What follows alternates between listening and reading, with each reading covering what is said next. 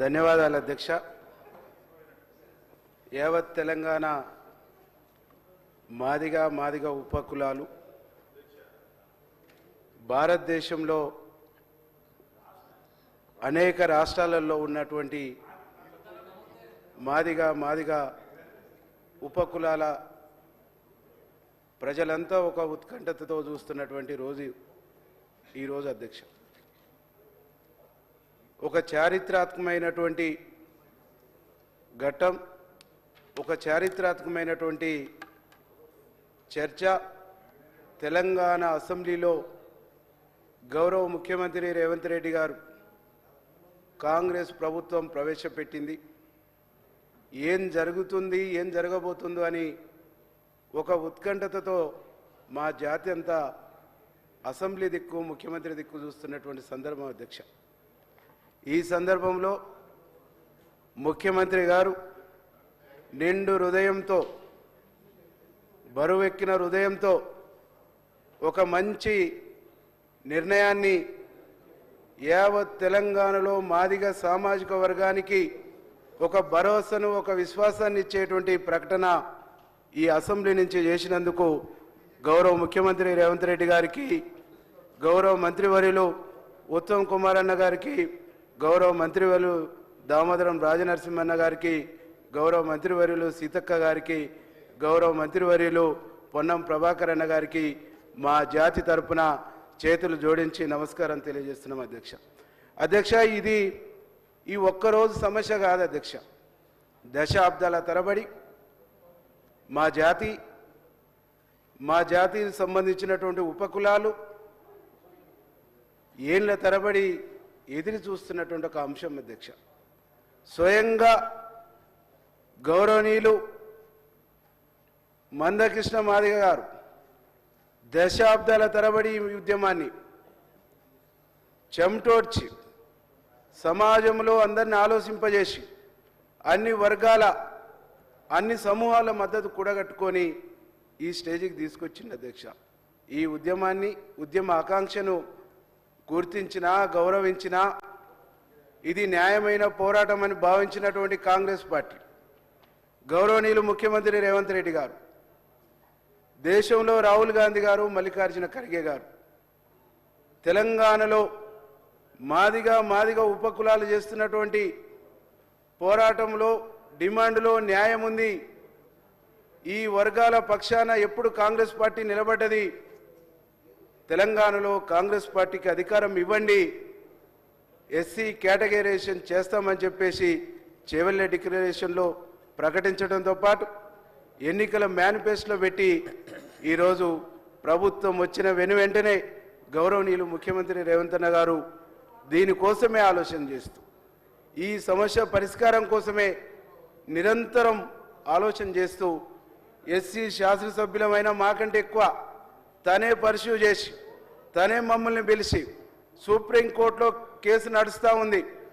దామోదరం రాజనరసింహ గారి ఆధ్వర్యంలో ఎస్సీ శాసనసభ్యులైన మీరు దాన్ని ఫాలో చేసుకోండి, మంచి లాయర్ని పెట్టుకోండి, జడ్జిమెంట్ తీసుకురండి, ఈ వర్గాలకు న్యాయం చేసే బాధ్యత నాది, కేటగరైజేషన్ చేసే బాధ్యత నాది అని చెప్పేసి ప్రకటించినటువంటి దానికి అనుగుణంగానే ఈరోజు అసెంబ్లీ ముందుకు తీసుకొచ్చేసి మా జాతుల కళ్ళల్లో ఆనందం నింపినందుకు, మా జాతుల గుండెల్లో విశ్వాసం నింపినందుకు ఆయనకు జీవితాంతరం మాదిగ సామాజిక వర్గం, మా జాతులన్నీ రుణపడి ఉంటాయని చెప్పేసి ఈ సందర్భంగా నేను తెలియజేస్తున్నా అధ్యక్ష.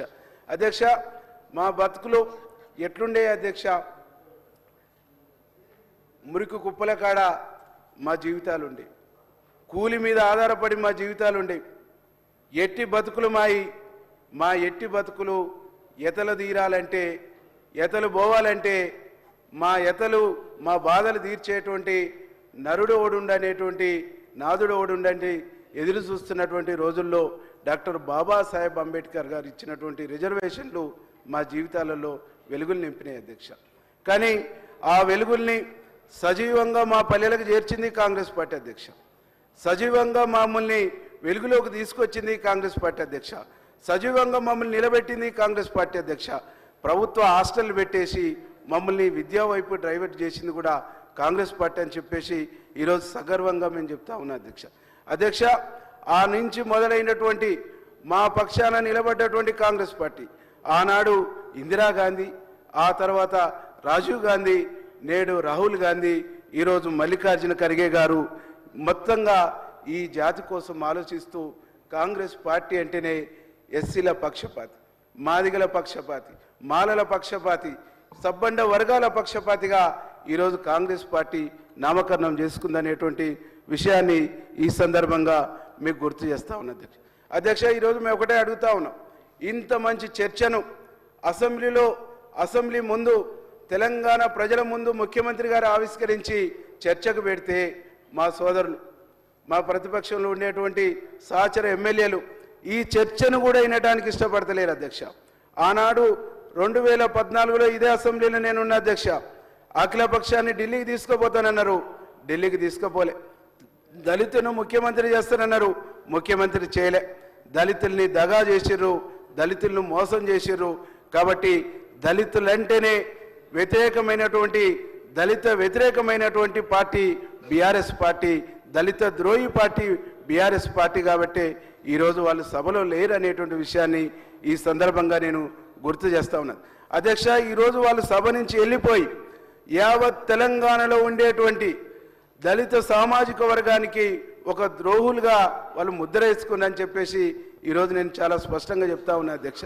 ద్రోహులుగా ముద్ర వేసుకోవడమే కాదు, దళిత ఉద్యమాన్ని కూడా అణిచివేయటంలో, దళిత నాయకుల్ని జైలు పెట్టడంలో కూడా వాళ్ళే ముందుండనేటువంటి విషయాన్ని ఈ సందర్భంగా తెలియజేస్తా ఉన్నా అధ్యక్ష. ఈ వాస్తవాలన్నీ మాట్లాడితే, ఈ వాస్తవాలను చర్చకు వస్తే భరించే శక్తి లేక గౌరవ ముఖ్యమంత్రి గారికి వస్తున్నటువంటి దళిత వర్గాల నుంచి వస్తున్నటువంటి ఆదరణ, దళిత శాసనసభ్యుల నుంచి వస్తున్నటువంటి ఆదరణ, ఈరోజు యావత్ దళిత సమాజం తెలంగాణ రాష్ట్రంతో పాటు తెలుగు రాష్ట్రాలు, భారతదేశంలో అన్ని రాష్ట్రాల్లో చరిత్రలో రేవంత్ రెడ్డి గారు నిలబడటం, చరిత్రలో రేవంత్ రెడ్డి గారి పేరు లిఖించబడటం ఇష్టం లేక నచ్చకనే వాళ్ళు వెళ్ళిపోయినారు అనేటువంటి ఒక విషయాన్ని ఈ సందర్భంగా నేను గుర్తు చేస్తా ఉన్నా అధ్యక్ష. ఈరోజు గౌరవ ముఖ్యమంత్రి గారు తీసుకున్నటువంటి నిర్ణయం, గౌరవ ముఖ్యమంత్రి గారు ఈరోజు ఎస్సీ ఉపకులాల పట్ల తనకున్నటువంటి ప్రేమ, తనకున్నటువంటి చిత్తశుద్ధి, ఈ రోజుతో ఆ చిత్తశుద్ధి మొదలు కాలేదు అధ్యక్ష. ఆ రోజు దండోర ఉద్యమంలో కూడా ప్రత్యక్షంగా పాల్గొన్నాడు.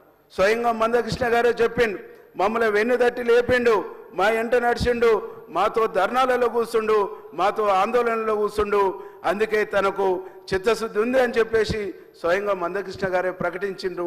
కాబట్టి ఆ చిత్తశుద్ధితోనే ఈ వర్గాల కోసం గౌరవ ముఖ్యమంత్రి గారు తీసుకున్నటువంటి ఒక గొప్ప నిర్ణయాన్ని మేము మనస్ఫూర్తిగా స్వాగతిస్తూ వారికి పదాభివందనాలు తెలియజేస్తూ మా జాతి మొత్తం గౌరవ ముఖ్యమంత్రి రేవంత్ రెడ్డి గారికి, కాంగ్రెస్ పార్టీకి రుణపడి ఉంటుంది.